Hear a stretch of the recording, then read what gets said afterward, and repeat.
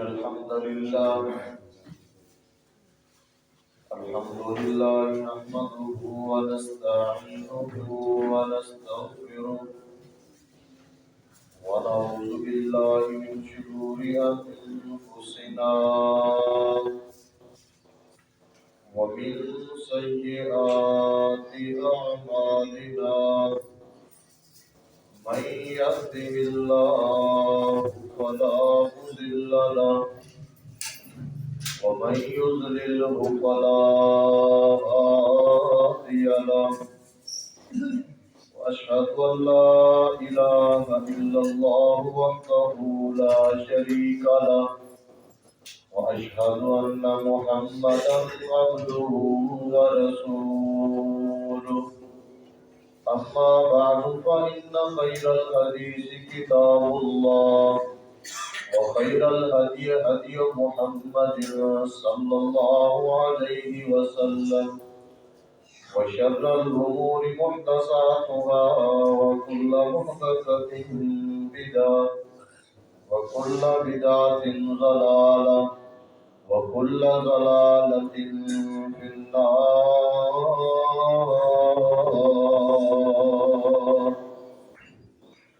اللهم صل على محمد وعلى آل محمد كما صليت على إبراهيم وعلى آل إبراهيم إنك حميد مجيد. اللهم بارك على محمد وعلى آل محمد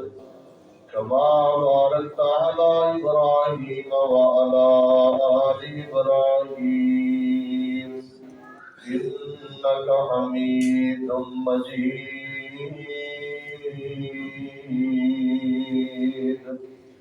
قال الله تبارك وتعالى: أعوذ بالله السميع العليم من الشيطان الرجيم. بسم الله الرحمن الرحيم. إن الذين جاءوا بالإفك عصبة منكم لا تحسبوه شرا لكم بل هو خير لكم لكل امرئ منهم ما اكتسب من الإثم والذي تولى كبره منهم له عذاب عظيم.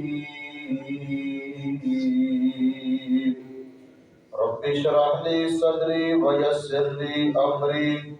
واحلل عقدة من لساني يفقهوا قولي. رب زدني علما رب زدني فهما. سبحانك لا علم لنا إلا ما علمتنا إنك أنت العليم الحكيم.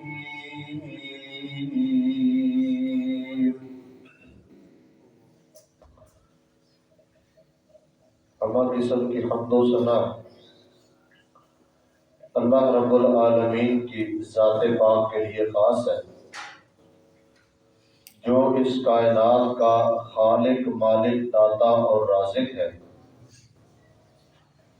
جائز اور مسنون درود و سلام امام الاولین والآخرین، امام کائنات، پوری کائنات کے سردار پیغمبر جناب محمد رسول اللہ صلی اللہ علیہ وآلہ وسلم کی ذات گرامی پر۔ ذی وقار معزز سامعین و سامعات، گزشتہ خطبہ جمعہ کے اندر عفیفہ کائنات سیدہ عائشہ صدیقہ رضی اللہ تعالی عنہا کے حوالے سے چند گزارشات ان کے خصائص کے حوالے سے آپ کے سامنے رکھی تھی۔ اسی بات کو آج مکمل کرتے ہیں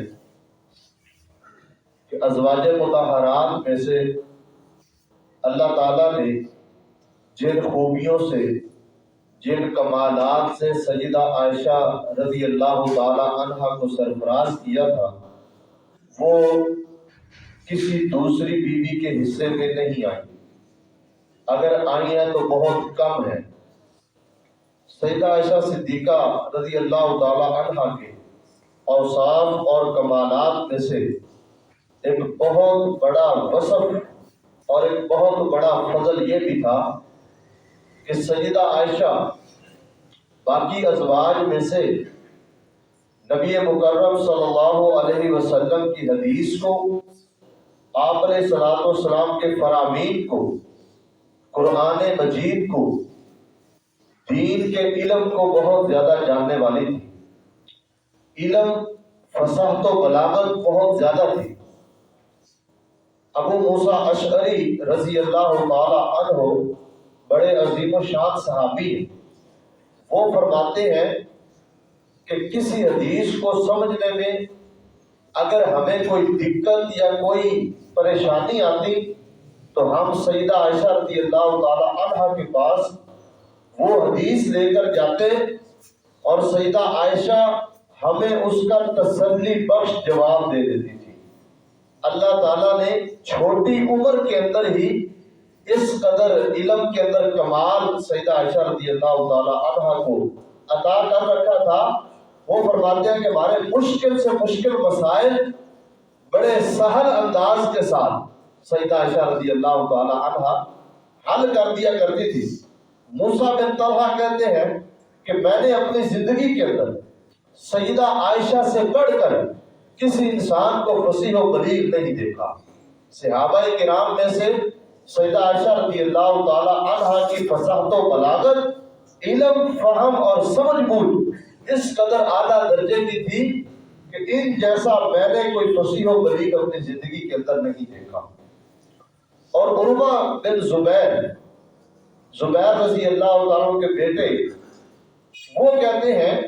کہ میں نے طب، فقہ اور شعر و شاعری کے اندر سیدہ عائشہ رضی اللہ تعالی عنہ سے بڑھ کر کسی کو نہیں دیکھا۔ اس کا مطلب یہ ہے کہ اللہ تعالیٰ نے سیدہ عائشہ رضی اللہ تعالی عنہ کو صرف حدیث کا علم نہیں، اس کے ساتھ ساتھ بہت سے اور علوم سے بھی نوازا ہوا تھا۔ بلکہ ایک صحابی ہشام بن عروہ کہتے ہیں کہ میرے والد عروہ نے سیدہ عائشہ صدیقہ رضی اللہ تعالی عنہ سے پوچھا کہ آپ فقہ کے اندر مہارت رکھتی ہیں، فقہ کے اندر، دین کی سمجھ بوجھ کے اندر، مسائل کے حوالے سے حدیث کے اندر آپ ماہر ہیں، اس سے ہمیں زیادہ تعجب نہیں ہوتا۔ تعجب اس بات سے ہوتا ہے کہ آپ طب کے اندر، فن طب کے اندر بھی مہارت رکھتی ہیں، یہ آپ نے کہاں سے حاصل کی ہے، یہ آپ کو کیسے معلوم ہو گئی ہے؟ تو اس کا جواب سیدہ عائشہ رضی اللہ تعالی عنہ نے یہ دیا کہ جن دنوں نبی مکرم جناب محمد رسول اللہ صلی اللہ علیہ وسلم بیمار تھے، مرض الموت کے اندر مبتلا تھے، مختلف قسم کے علاقوں سے وفود اور لوگ آپ علیہ الصلوۃ والسلام کے پاس آتے تھے اور آ کر آپ کے بارے میں مختلف قسم کی ادویات اور نسخے تجویز کرتے تھے کہ آپ اپنی اس بیماری کے اندر یہ دوا استعمال کریں۔ کہتی ہیں میں نے وہ سن کر، تجربات کر کے میں نے یہ طب کا جو علم ہے وہاں سے حاصل کیا ہے۔ تو سیدہ عائشہ رضی اللہ تعالی عنہ اس قدر ذہین و فطین تھی کہ ان سے بیان کرنے والے یہ کہتے ہیں کہ ان کا حافظہ اتنا مضبوط تھا کہ 700-800 900 اشعار کے قصیدے ایک ایک مجلس میں سنا دیا کرتے تھے۔ اس قدر اللہ تعالیٰ نے کمال درجے کا سیدہ عائشہ صدیقہ رضی اللہ تعالی عنہ کو حافظہ عطا کر رکھا تھا۔ اور آپ حیران ہوں گے کہ سیدنا عمر جیسے بڑے اجلہ صحابہ، عبداللہ ابن عمر جیسے، سیدنا ابو ہریرہ جیسے لوگ، عبداللہ ابن عباس جن کو حبر الامہ کہا جاتا ہے، امت کے بہت بڑے عالم دین، قرآن مجید کے مفسر، اس طرح کے بڑے بڑے کبار صحابہ کرام جو اپنے اندر علم کے اعتبار سے ایک پہاڑ کی مانند تسلیم کیے جاتے تھے، ایسے لوگ علم حدیث کے اندر سیدہ عائشہ رضی اللہ تعالی عنہ کے شاگرد ہیں، ان کے شاگردوں میں شمار ہوتا ہے۔ بڑے بڑے صحابہ کرام سیدہ عائشہ رضی اللہ تعالی عنہا کے شاگرد ہیں، حدیثیں سننے والے اور ان سے حدیثیں بیان کرنے والے ہیں، اور امت کے اندر سب سے بڑھ کر جس خاتون اور عورت نے نبی علیہ السلام کی احادیث کو بیان کیا ہے وہ یہی سیدہ عائشہ رضی اللہ تعالی عنہا۔ 2210 روایات نبی مکرم صلی اللہ علیہ وسلم سے سیدہ عائشہ نے امت تک پہنچائی ہے۔ 2210 روایات کی راویہ ہیں، اور وہ صحابہ کرام 6 یا 7 صحابہ کرام جن کو مکثرین کہا جاتا ہے، جو بکثرت روایات بیان کرنے والے، ان کے اندر سیدہ عائشہ رضی اللہ تعالی عنہا کا تیسرا نمبر ہے۔ تو یہ سیدہ عائشہ رضی اللہ تعالی عنہا علم کے اعتبار سے اس قدر زیادہ مضبوط تھی، بڑے بڑے صحابہ کرام اور تابعین تو بہت زیادہ ان سے علم حدیث بیان کرنے والے، اور اسی طرح اس کے ساتھ ساتھ سیدہ عائشہ رضی اللہ تعالی عنہا یہ علم کی بات ہے، فصاحت و بلاغت کی بات ہے۔ اگر ہم نیکی تقوی کی بات کریں یا آخرت کی فکر کی بات کریں تو پچھلے جمعہ میں نے آپ سے ایک بات کہی تھی کہ سیدہ عائشہ رضی اللہ تعالی عنہا اس قدر زیادہ تقوی اختیار کرنے والی کہ وہ اپنی تعریف سننا پسند نہیں کرتی تھی، اپنا تزکیہ سننا پسند نہیں کرتی تھی۔ صحابہ کرام حقیقت پر مبنی بات سیدہ عائشہ کے سامنے کر رہے ہیں، یہ سننا گوارا نہیں کیا، بلکہ کہا میں تو یہ پسند کرتی ہوں کہ مجھے بالکل بھلا دیا جائے، نسیہ منسیہ کر دیا جائے، میرا تذکرہ تک نہ کیا جائے۔ اس قدر اللہ تعالیٰ نے زہد سے نوازا ہے، ورع سے نوازا ہے، تقوی عطا کیا ہے، دنیا سے اس قدر زیادہ بے رغبتی ہے۔ اور دین کے معاملے میں سیدہ عائشہ رضی اللہ تعالی عنہا کی سخاوت اس قدر زیادہ، ان کی کنیز کہتی ہے، ان کی جو ہے نا وہ خادمہ کہتی ہے کہ سیدہ عائشہ رضی اللہ تعالی عنہا روزے کی حالت میں تھی، ان کے پاس ایک بوری کوئی درہموں کی لائی گئی، انہوں نے ایک پرات منگوا کر، پلیٹ منگوا کر وہ ساری کی ساری تقسیم کر دی، کچھ اناج بھیجا گیا، سارا کا سارا تقسیم کر دیا۔ جب شام ہوئی تو کہا، اپنی خادمہ سے کہا میرے لیے افطاری لے کر آؤ۔ انہوں نے کہا کہ آج آپ کے پاس اتنا زیادہ مال آیا تھا، بطور تحفہ آپ کو دیا گیا، اس میں سے آپ اگر کچھ رکھ دیتے تو ہم اس سے افطاری کر دیتے۔ یعنی افطاری تک کا سامان اپنے پاس نہیں رکھا، سارے کا سارا تقسیم کر دیا۔ یہ سیدہ عائشہ رضی اللہ تعالیٰ عنہ کا وصف ہے، جو ایک وراثتی وصف ہے، جو اللہ نے وراثت میں عطا کیا ہے۔ ابو بکر صدیق رضی اللہ تعالیٰ عنہ، اللہ کے نبی نے مال کا اعلان کیا، سارا مال ہی گھر کا پیش کر دیا۔ آگے نبی علیہ السلام کی یہ زوجہ، ابو بکر صدیق کی یہ بیٹی، وہی وراثت میں ملا ہوا وصف، سخاوت، جود و سخا اس قدر زیادہ، سارے کا سارا مال اللہ کے راستے میں تقسیم کر دیا۔ اور اگر ہم سیدہ عائشہ رضی اللہ تعالی عنہا کی عبادت گزاری اور شب بیداری کی بات کریں تو اس قدر زیادہ جو ہے نا وہ رات کو تہجد کا اہتمام کرتی تھی۔ قاسم بن محمد کہتے ہیں کہ میں ہر روز صبح کے وقت ام المومنین سیدہ عائشہ رضی اللہ تعالی عنہا کے پاس جا کر ان کو ملتا اور سلام عرض کرتا۔ تو ایک دن کہتے ہیں میں صبح کے وقت ان کی خدمت میں حاضر ہوا تو وہ کھڑے ہو کر نماز ادا کر رہی ہیں، اور نماز کے اندر یہ آیت پڑھ رہی ہے فَمَنَّ اللَّهُ عَلَيْنَا وَوَقَانَا عَذَابَ السُّمُومِ، اللہ نے ہمارے اوپر احسان کیا ہے اور ہمیں آگ کے عذاب سے بچایا ہے۔ یہ آیت سیدہ عائشہ تلاوت کر رہی ہے، کہتے ہیں دعا بھی کر رہی ہے، رو بھی رہی ہے، اور بار بار اس آیت کو پڑھتی جا رہی ہے، دہرا رہی ہے۔ میں اس انتظار میں کھڑا رہا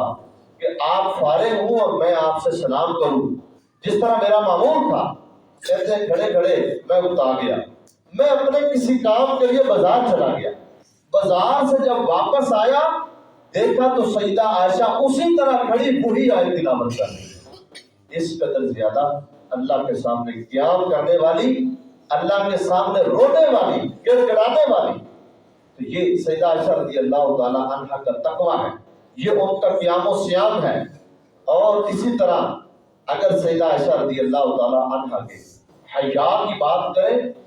شرم و حیا کی اس قدر اعلیٰ مثال دی کہ حجرہ عائشہ کے اندر نبی مکرم صلی اللہ علیہ وسلم کی قبر ہے، سیدنا ابو بکر صدیق رضی اللہ تعالیٰ کی قبر ہے، سیدہ عائشہ رضی اللہ تعالیٰ عنہا ان دونوں کی قبر کی موجودگی میں اس حجرے کے اندر بغیر پردے کے داخل ہو جایا کرتی تھی۔ لیکن جب سیدنا عمر رضی اللہ تعالیٰ عنہ کی قبر حجرہ عائشہ کے اندر بنی تو یہ ان کا ایک اپنا انداز تھا، یہ سیدہ عائشہ کے حیا کی ایک حیا کے اندر کہنے بہت زیادہ مبالغہ تھا، اس قدر حیا دار کہ پردے کے بغیر اس حجرے کے اندر داخل ہونا بھی گوارا نہیں کیا، اس لیے کہ اب اس میں ایک غیر محرم کی قبر ہے۔ یہ سیدہ عائشہ رضی اللہ تعالیٰ عنہ کے حیا کا آپ اندازہ اس سے لگا سکتے ہیں، حالانکہ اس چیز کی مکلف نہیں ہے، لیکن اس کے باوجود حیا، پردہ، شرم و حیا یہ ہماری خواتین کے لیے،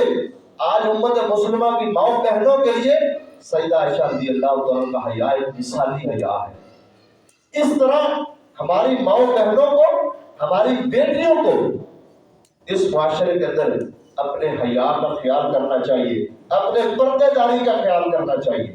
اپنے آپ کی، اپنی عزت کی حفاظت کرنی چاہیے۔ اس قدر زیادہ اہتمام سیدہ عائشہ رضی اللہ تعالیٰ عنہ۔ اور پھر سیدہ عائشہ رضی اللہ تعالیٰ عنہ نے ساری زندگی صرف گھر کے اندر ہی نہیں گزاری، یا گھریلو معاملات کے اندر ہی نہیں، بلکہ اگر اللہ کے راستے میں جہاد کے لیے نکلنا پڑا ہے، جنگ اور جہاد کے لیے میدان کارزار میں جانا پڑا، سیدہ عائشہ گئی ہے اور جا کر وہاں مسلمانوں کا، مجاہدین کا اور اللہ کے راستے میں لڑنے والوں کا تعاون کیا ہے۔ اگر ہم سیدہ عائشہ رضی اللہ تعالیٰ کے جہادی اقدامات کو دیکھتے ہیں،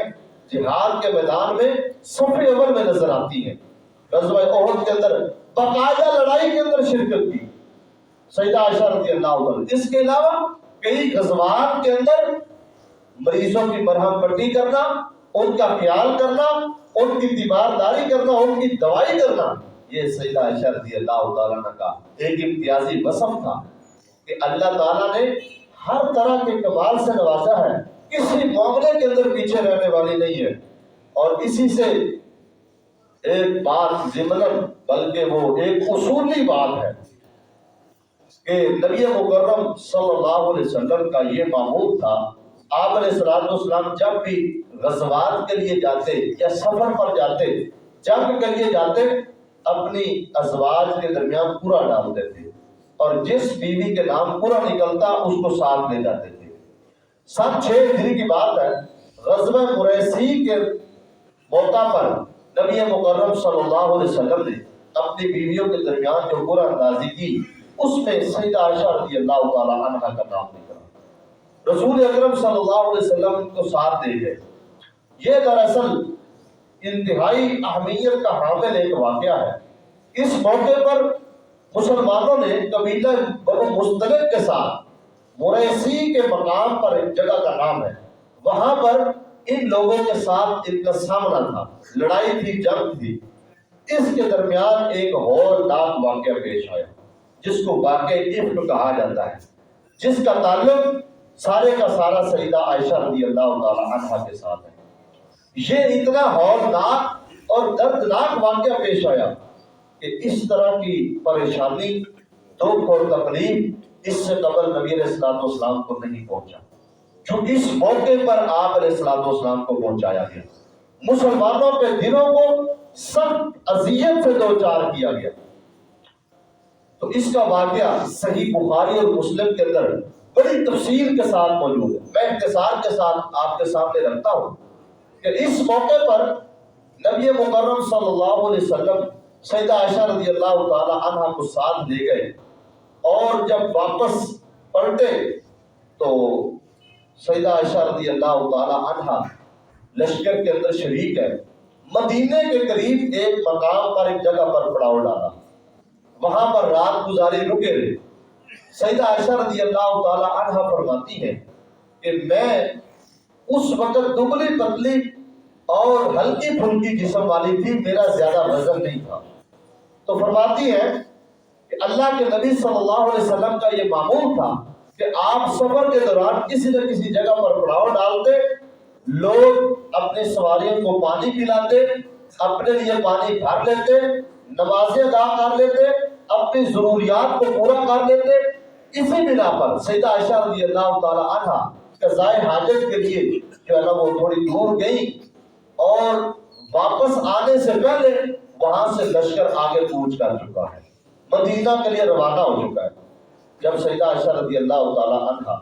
واپس پہنچی، دیکھا لشکر جا چکا ہے، تو سیدہ عائشہ کے لیے ایک ہودج تیار کیا گیا،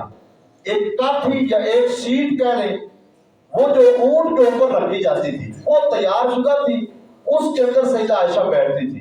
صحابہ کرام نے جنہوں نے وہ ہودج اٹھا کر اونٹ کے اوپر رکھا، جن کی یہ ذمہ داری تھی،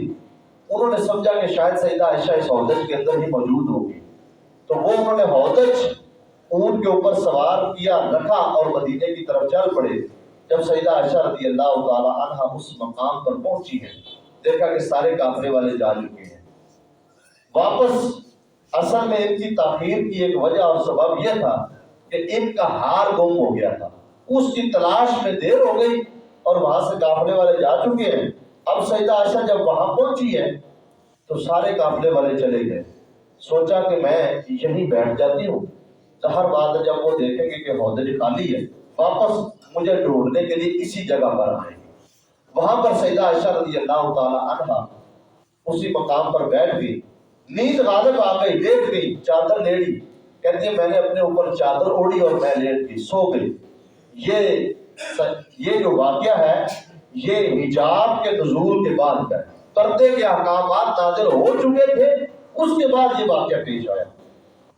اللہ کے نبی صلی اللہ علیہ وسلم کا طریقہ کار یہ تھا کہ آپ علیہ السلام جب بھی کسی جنگ اور غزوے کے لیے واپسی جو ہے نا وہ مدینے کے لیے سفر شروع کرتے، ایک شخص پیچھے، ایک یا دو شخص، ایک دو لوگوں کی ڈیوٹی لگاتے، جن کی صرف ذمہ داری یہ ہوتی تھی کہ وہ لشکر سے پیچھے آئیں گے۔ کام ان کا یہ ہوتا تھا کہ جہاں پر لشکر پڑاؤ ڈالے گا وہاں کا پورا وہ جائزہ لیں گے، دیکھیں گے اگر وہاں کہیں مسلمانوں کی کوئی چیز رہ گئی ہے، لشکر کی کوئی ضروری چیز وہاں گر گئی ہے، رہ گئی ہے، وہ اٹھا کر ساتھ جائیں گے۔ صفوان بن معطل السلمی رضی اللہ تعالیٰ عنہ اس موقع پر ان کی یہ ذمہ داری تھی۔ جب وہ پیچھے سے وہاں اس مریسی مقام پر پہنچے تو انہیں ایک ایسے محسوس ہوا جیسے سایہ ہے، قریب گئے تو انہوں نے چونکہ پردے کے احکام نازل ہونے سے پہلے سیدہ عائشہ کو دیکھا ہوا تھا، تو انہوں نے پہچان لیا یہ تو اماں کی عائشہ رضی اللہ تعالی عنہا لیٹی ہوئی ہے۔ انہوں نے قریب آ کر انا للہ و انا الیہ راجعون یہ بلند آواز سے پڑھا۔ جب یہ پڑھا تو سیدہ عائشہ رضی اللہ تعالی عنہا فرماتی ہے میری آنکھ کھل گئی، اور مجھے سیدہ عائشہ فرماتی ہے کہ صفوان بن معطل السلمی نے نہ میں نے ان سے کوئی بات کہی اور نہ انہوں نے مجھ سے کوئی بات کی، انہوں نے اپنا اونٹ بٹھایا، میں اونٹ کے اوپر سوار ہو گئی، صفوان بن معطل السلمی انہوں نے اونٹ کی مہار پکڑی اور آگے چل پڑے، میں اونٹ کے اوپر سوار ہوں، پورے راستے کوئی بات نہیں ہوئی سیدہ عائشہ رضی اللہ تعالیٰ عنہ صفوان بن معطل کے ساتھ۔ اب جب دوسرے دن دوپہر کے وقت مدینہ پہنچے، منافقوں کو موقع مل گیا۔ منافق انتہائی گندے اور غلیظ ترین لوگ، ایک ہوتا ہے دشمن جو کھول کر سامنے آتا ہے، بندہ اس سے محتاط رہتا ہے، لیکن یہ جو نفاق ہے یا منافقت ہے یہ کفر سے بھی جو ہے نا وہ گیا گزرا درجہ۔ اسی لیے تو اللہ تعالیٰ نے قرآن مجید میں فرمایا نا ان المنافقین فی الدرک الاسفل من النار، یہ منافق جہنم کے نچلے طبقے میں ہوں گے۔ وجہ یہ اوپر سے دعویٰ اور کرتے ہیں اور مسلمانوں کو نقصان پہنچاتے ہیں۔ تو منافقوں ہر موقع پر کوئی ایسا موقع نہیں ہے جو یہ اپنے ہاتھ سے جانے دیتے ہوں، ہر موقع پر اللہ کے نبی صلی اللہ علیہ وسلم کو نقصان پہنچایا۔ اللہ کے نبی ان سے اتنے تنگ، بعض دفعہ صحابہ کرام اجازت طلب کرتے اللہ کے نبی ہمیں اجازت دو ہم ان کے جو ہے نا وہ گردنیں اتارتے، تو نبی علیہ السلام صرف فتنے سے بچنے کے لیے آپ نے فرمایا میں نے یہ کام نہیں کرنا کہ کہیں کافروں کو نہ موقع مل جائے اور یہ نہ کہیں کہ محمد صلی اللہ علیہ وسلم تو اپنے ساتھیوں کو جو ہے نا وہ مارتے جا رہے ہیں۔ اس لیے فتنے سے ڈرتے ہوئے بچتے ہوئے نبی علیہ السلام نے یہ کام نہیں کیا۔ بالآخر منافقوں کو موقع مل گیا. ان کا بڑا سرگنا عبداللہ بن ابی منافق، جس کو رئیس المنافقین کہا جاتا ہے، اس نے شوشہ چھوڑا. انہوں نے کہا کہ یہ دیکھو جی، یہ تو معاملہ خراب ہے،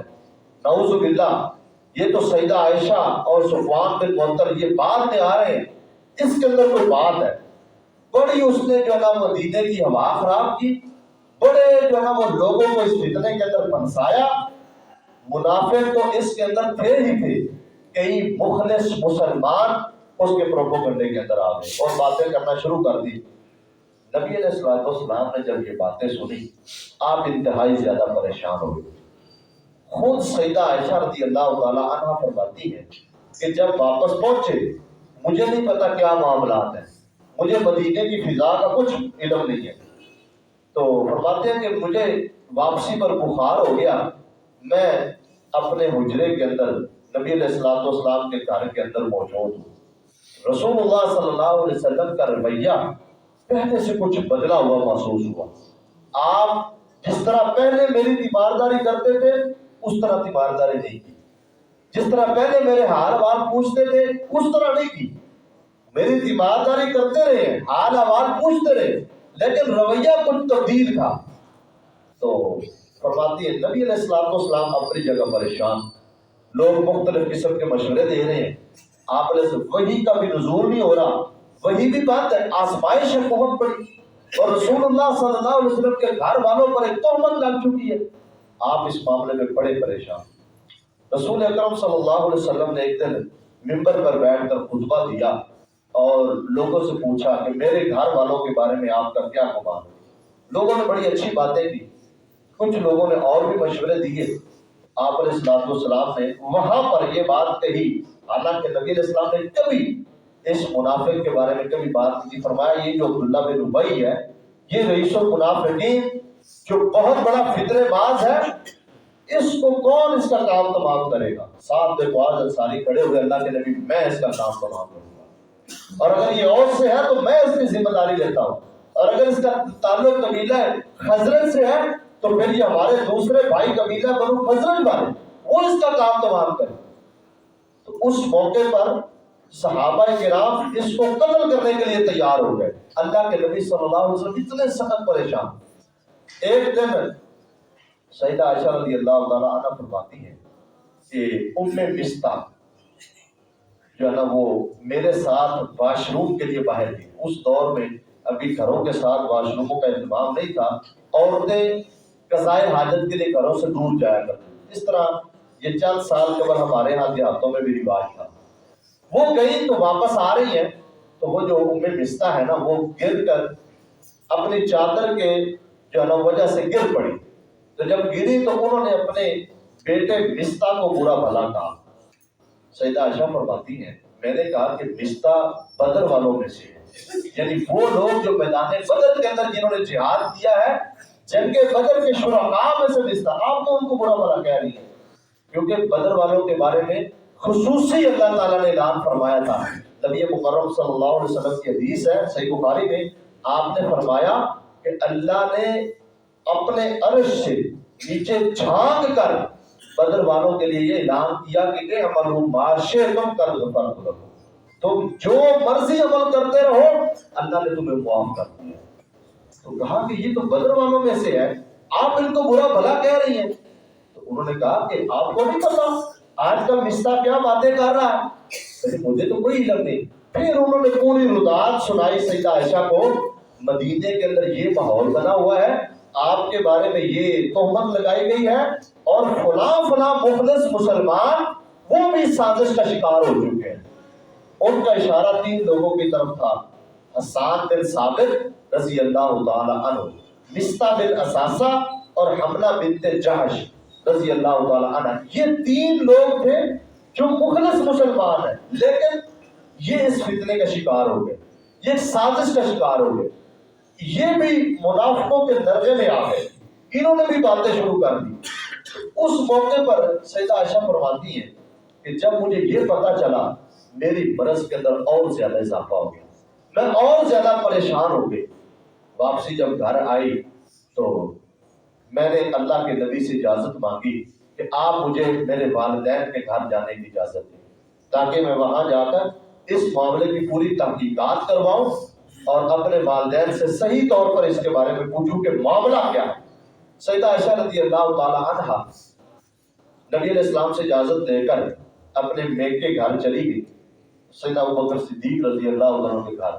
وہاں جب پہنچی کہتی ہے انتہائی زیادہ پریشان، دن رات نہ سکون نہ نیند اور نہ کچھ کھانا پینا، بلکہ راوی تو یہ کہتے ہیں کہ سیدہ عائشہ کی یہ حالت ہو گئی قریب تھا کہ ان کی وفات ہو جاتی،